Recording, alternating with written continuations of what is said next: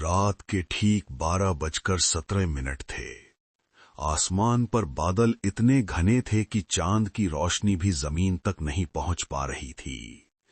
चारों तरफ अंधेरा, और उस अंधेरे को चीरती हुई बस एक कार की हेडलाइट्स।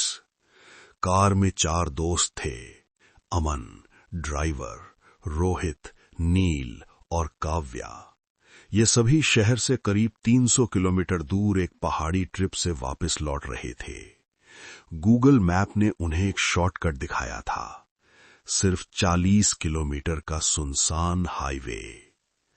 अमन ने मुस्कुराकर कहा, बस ये रास्ता पार कर लिया तो सुबह होने से पहले घर पहुंच जाएंगे।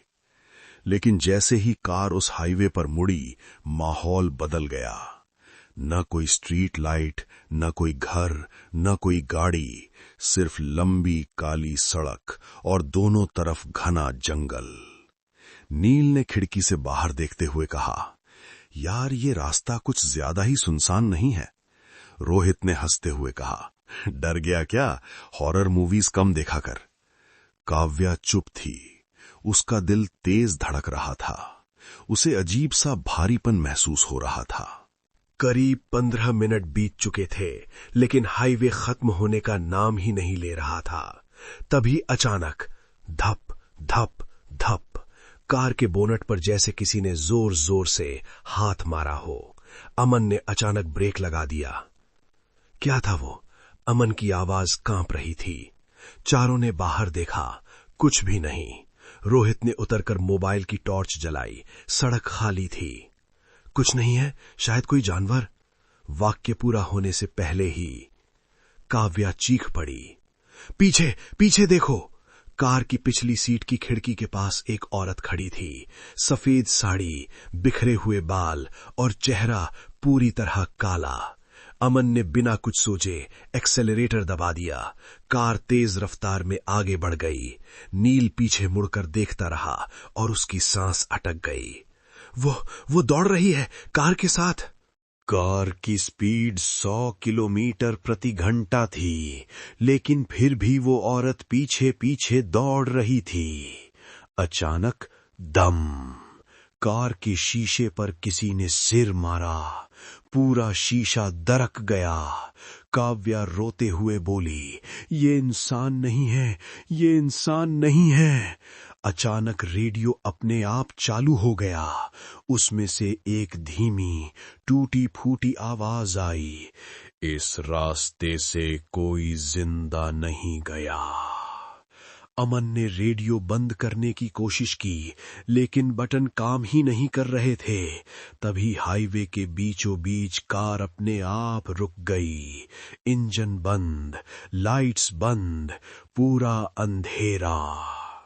अचानक नील चिल्लाया, रोहित कहाँ है?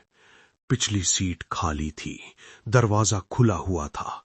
रोहित गायब। तभी जंगल की तरफ से उसकी आवाज आई, अमन बचाओ, कोई मुझे खींच रहा है। आवाज धीरे धीरे टूटने लगी। फिर एक जोर की चीख और सन्नाटा। काव्या बेहोश हो गई। अमन और नील ने किसी तरह कार स्टार्ट की और आगे बढ़े। कुछ दूर जाकर उन्होंने देखा, सड़क के बीचों बीच एक टूटी हुई कार खड़ी थी, बिल्कुल उनकी कार जैसी। नील कांपते हुए बोला, भाई ये हमारी कार जैसी है। और तभी उन्हें एहसास हुआ, उस कार में 4 लाशें थीं। चारों के चेहरे उन्हीं जैसे थे, अमन, नील, रोहित और काव्या। नील की आंखें फटी की फटी रह गईं। तभी पीछे से वही औरत धीरे धीरे चलती हुई आई। अब उसका चेहरा साफ दिख रहा था, खून से लथपथ और आंखें पूरी तरह सफेद। उसने धीमी आवाज में कहा, इस हाईवे पर जो भी आधी रात को सफर करता है, वो यहां हमेशा के लिए रह जाता है।